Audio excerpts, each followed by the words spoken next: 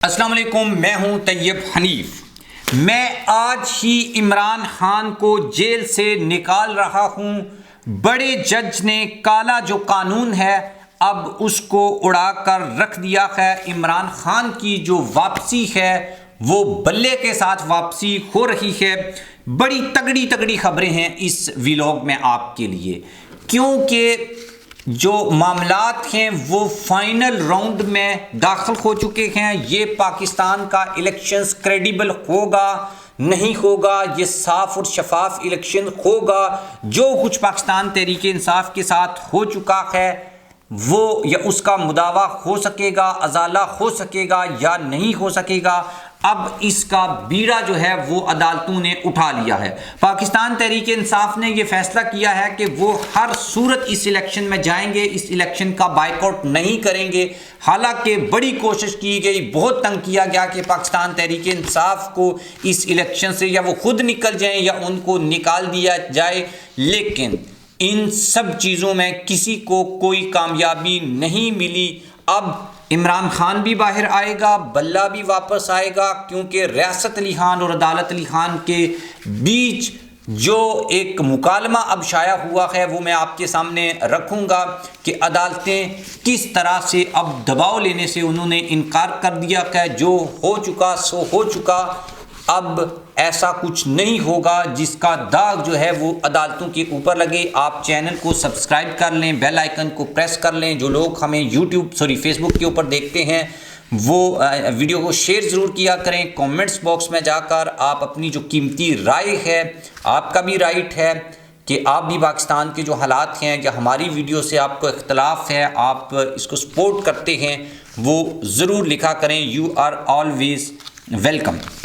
अच्छा, खबर क्या है? खबर ये है कि मैं इमरान खान को जेल से निकाल रहा हूं, यानी साइफर केस।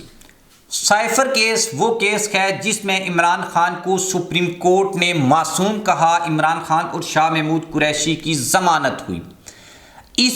यही जो केस है इसको 3 बार जो जज साहब हैं, बाबर सत्तार साहब, वो ये कह चुके हैं कि भाई इसका ओपन ट्रायल करो। लेकिन हो क्या रहा है?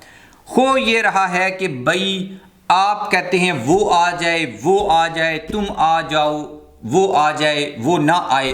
ये वाला जो सीन है ना, अदालत इसके ऊपर अब टप गई है, इस्लामाबाद हाई कोर्ट। और ये जो 3 MPO के तहत लोगों को गिरफ्तार किया जाता है, इसके ऊपर भी अदालत, चूंकि अदालतों की जो रिट है बेसिकली उसको चैलेंज किया जा रहा है। यानी कि पहले तो ये हाई कोर्ट तक था, अब ये सुप्रीम कोर्ट तक पहुंच गया है। मतलब शाह महमूद कुरैशी और इमरान खान को जमानतें दी, उनको रिहाई नहीं किया गया।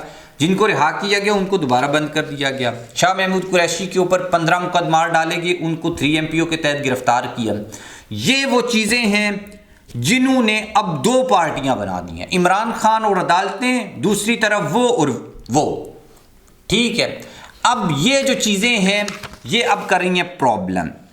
अब इन प्रॉब्लम की सलूशन क्या है? सलूशन ये है कि ये 3 MPO का जो काला कानून है जिसके तहत इनको PTI के लोगों को गिरफ्तार किया जा रहा है, इसको काला कानून कहा जाता है। ये अंग्रेज़ का बनाया हुआ कानून है और ये कानून उस वक्त अंग्रेज़ मुसलमानों के या जो ब्रिटिश इंडिया के लोग थे उनके खिलाफ इस्तेमाल करते थे। लेकिन चूंकि हमने काले अंग्रेज़ की गुलामी में आ गए गोरे अंग्रेज से छूट के, ठीक है, तो अभी तक इस कानून को जो है वो इस्तेमाल किया गया है। इसके ऊपर एक बड़ा तारीखी फैसला आया है, वो मैं आपके साथ शेयर कर देता हूँ सबसे पहले।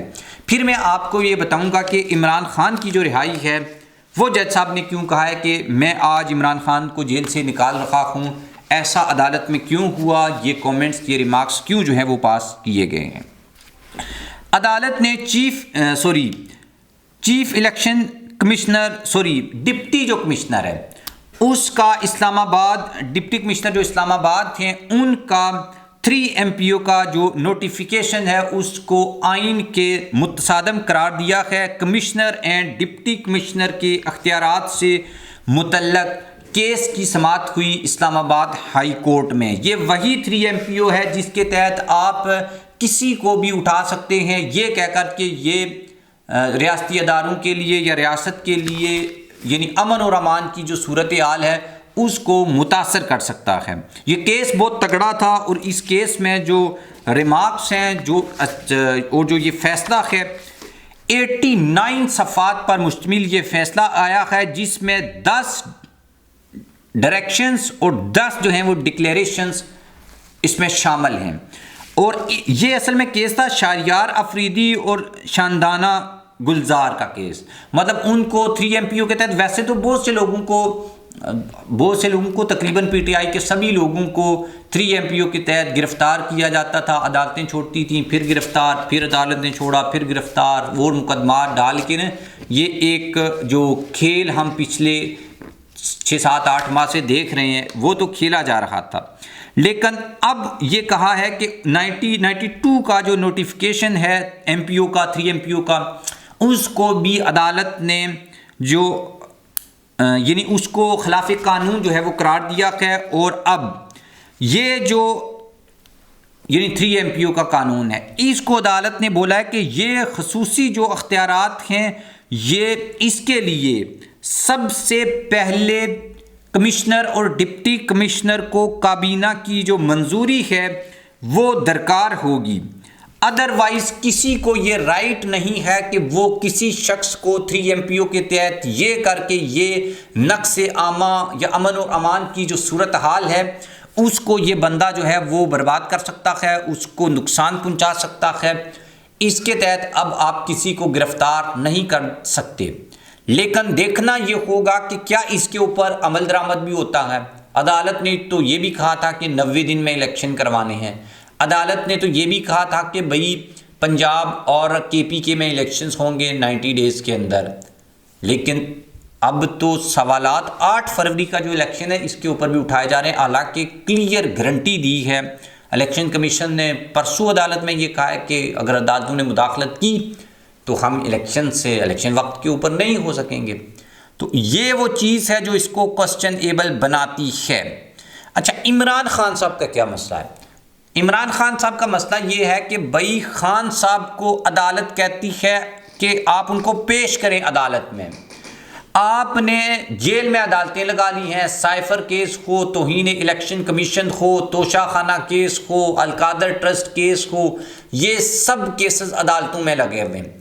और बड़ा क्लियर कट सुप्रीम कोर्ट के जो चीफ जस्टिस हैं वो बात ये कह रहे हैं कि भाई आपको शर्म आनी चाहिए। चीफ इलेक्शन कमिश्नर को बोला आप में शर्म हो तो आप मुस्ताफ़ी हो जाएं। क्यों ये बात कही कि भाई इलेक्शन कमीशन अदालत नहीं है। जिस तरह से इलेक्शन कमीशन ने बल्ले का निशान ख़त्म किया और उसके बाद इलेक्शन कमीशन फरीक बनकर अदालतों में जा रहा है। भाई इलेक्शन कमीशन का ये काम तो नहीं था, या ना ये काम है। आपने ये काम किया, उसके बाद वो इंसाफ के लिए अदालतों में जाएं, वहाँ पर आप जाके खुद को डिफेंड करें। खुद से आपको वहाँ पर जाकर ये केस लड़ने की क्या ज़रूरत है? इससे आपकी जो इंटेंशन है वो ज़ाहिर होती है। अच्छा, ये जो एक तो साइफर केस की ओपन ट्रायल का मतलब ओपन ट्रायल है, मतलब उसमें कोई भी जा सकता है, 10,000 लोग भी जा सकते हैं। उनको इजाज़त होनी चाहिए। कोई भी पाकिस्तानी, किसी भी पाकिस्तानी को, वो मीडिया वाला हो, वो कोई गांव में रहने वाला हो, देहात में रहने वाला हो, शहर में रहने वाला हो, बच्चा हो, बुजुर्ग हो, खातून हो, उसको ये राइट है कि वो इमरान खान का जो साइफर केस है उसकी जो हियरिंग है, उसकी जो समाअत है, उसको सुन सकता है, वो वहाँ पर जा सकता है। लेकिन यहाँ पर मामला ये है कि बड़ी सिलेक्टिव किस्म का ये जो ओपन ट्रायल है इसके ऊपर जज साहब बड़े यानी कि तपगे, वो ज़ाहिर गुस्सा आया बार बार जब पाकिस्तान तहरीक इंसाफ जो है वो जाती है। जो लोग जो इस केस को देख रहे हैं, जो प्रोसिक्यूशन है वो इस पे ऊपर शर्मिंदा होती है, लेकिन उनकी भी अपनी शायद कुछ मजबूरियाँ होंगी। ऐसे तो कोई बेवफा नहीं होता ना। वो जो फवाद चौधरी साहब ने ये बोला था कि सब कुछ ऐसे थोड़ी होता है, कुछ तो मजबूरियाँ डेफिनेटली रही होंगी। मामला क्या है? मामला असल में ये है कि एक तो ये काला कानून उड़ा दिया गया है, अब इसके तहत गिरफ्तारी नहीं होती। अगेन मैं वही बात रिपीट करूँगा कि क्या अदालतों के अहकामात के ऊपर अमल होगा, ऑर्डर के ऊपर अमल होगा, नहीं होगा, ये ज़्यादा इम्पोर्टेंट है। उसके बाद बाबर सत्तार साहब ने ये कहा कि मैं इमरान खान को फिर रिहा कर दूँगा। यानी कि आपका जो रवैया है, पहली बात है इमरान खान की जो गिरफ्तारी, अभी उनको जेल में रखा हुआ ये बनता नहीं है। साइफर केस में वो जमानत के ऊपर है, तोशा खात्मा में उनकी सज़ा मुअत्तल हो चुकी है, वो कन्विक्टेड नहीं है। इन सब चीज़ों के बाद भी आपने जुडिशल के ऊपर इमरान खान को जेल में रखा हुआ है और ऊपर से आप वहाँ पर उनका ट्रायल भी कर रहे हैं। तो ये चीज़ जो है ना, ये बड़ी इम्पॉर्टेंट है कि भाई अब जस्टिस साहब ने कह दिया कि मैं खान को आज ही जेल से जो है वो रिहा कर रहा हूँ कि अगर आप बाज ना आए, और ये मंडे तक की डेट है, कल संडे है, परसों मंडे। अगर ये वाला मामला रहा, इसी तरीके से चीज़ें चली, तो मंडे को ये ऑर्डर आ सकता है कि इमरान खान को जेल से निकाल दिया जाए, क्योंकि वो जुडिशल के ऊपर हैं और वो राइट है अदालत को कि वो निकाल सकती है। इस्लामाबाद हाई कोर्ट के पास ये इख्तियार है। तो देखना यह है कि मंडे को इमरान खान साहब को निकाला जाता है या नहीं, या अदालतों के ये जो रिमार्क्स हैं ये रिमार्क्स तक की हद तक ही हैं, इसमें कोई मतलब इसके ऊपर अमल होगा या नहीं होगा। This is a $1 million question. Again एक चीज़ जो है वो मैं आपके सामने रख देता हूँ। बात असल में ये है कि इमरान खान की जो वापसी है, इसमें कुछ लोग सब अदारों को ये डरा रहे हैं कि भाई सुप्रीम कोर्ट में कौन बैठा हुआ है, चीफ जस्टिस काजी फाइज ईसा। काजी फाइज ईसा साहब के खिलाफ रेफरेंस भेजा था सदर आरिफ अलवी ने, इमरान खान की हुकूमत थी। तो अदालतों को यह बताया जा रहा है कि अगर इमरान खान आ गया तो इमरान खान टक्कर लेगा। इधर जो स्टैब्लिशमेंट में टॉप के लोग हैं उनकी भी माजी में इमरान खान के साथ कहीं ना कहीं रही हुई है, तो उनको भी बताया जा रहा है कि इमरान खान वापस आ गया तो दमादम मस्कल अंदर। तीसरी बात, पीडीएम नवाज शरीफ, उसको भी डराया जा रहा है, जरदारी को भी डराया जा रहा है, शहबाज शरीफ को भी। मतलब पूरा सिस्टम इमरान खान से खौफजदा है कि भाई अगर इमरान खान आ गया तो प्रॉब्लम क्रिएट होंगी, इसलिए सब मिल के इमरान खान को सिस्टम से बाहर कर दो, इलेक्शन से बाहर कर दो, अदरवाइज इमरान खान सबके लिए डेंजरस है। और अब तो इंटरनेशनल एस्टेब्लिशमेंट भी ये बात कहती है कि इमरान खान अगर आ गया बनता उसी का है आना, क्योंकि अवाम उसके साथ हैं, लेकिन अगर वो आ गया तो वो पाकिस्तान की इकॉनमी के लिए, वो पाकिस्तान के फ्यूचर के लिए सही नहीं है। वो ये बात क्यों कर रहे हैं, वो मैंने आपको पिछली वीडियो में बताया था कि इमरान खान के चाइना, रशिया, सऊदी अरेबिया के साथ मिलके कुछ बड़े प्लान्स हैं, और वो प्लान लोकल लेवल के नहीं, इंटरनेशनल लेवल के प्लान्स हैं। और दुनिया में जो पावर के सर्कल्स हैं, उनको 4 जो दुनिया में पावर के बड़े सर्कल्स बनने हैं या हेडक्वार्टर्स बनने हैं, उसमें एक चाइना है, रशिया है, यूरोप और अमेरिका।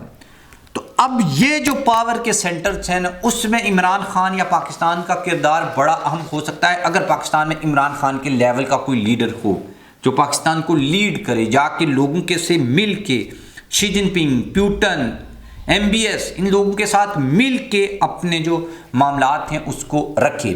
लेकिन यहाँ पर यह बात हो रही है कि नहीं, हमने पर्ची वाले को लाना है, जो पर्ची जो हम लिख के देंगे उसके अलावा कुछ बोलेगा नहीं, कुछ पढ़ेगा नहीं। जब वो कुछ बोलेगा नहीं, कुछ पढ़ेगा नहीं, तो फिर आपके लिए, आपने उसको जो कुछ कहना है उसने वही करना है।